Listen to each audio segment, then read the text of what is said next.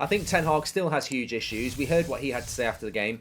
But I also want to draw your attention to David Beckham and what he said. He's over in Qatar for the Formula One. And he basically dropped a hint saying that he knows the people who can get Man United back to the top. He was asked whether it's Qatar, and he said, I can't talk about that. Beckham, obviously, in the news a lot at the moment. His documentary's fantastic. And I said to you, probably back in December, January time, I absolutely am convinced that both these bids have got players attached to them.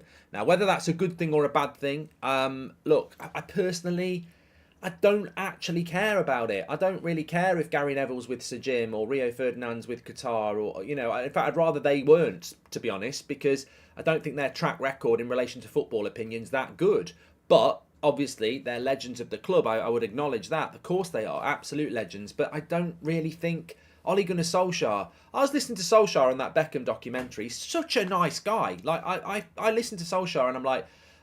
You know, I could sit and listen to him for ages, but he was a rubbish coach. Like, he was a rubbish coach. I don't think this ex-player thing, I think it's just a fantasy we've been down before. I know how to make Man United great again.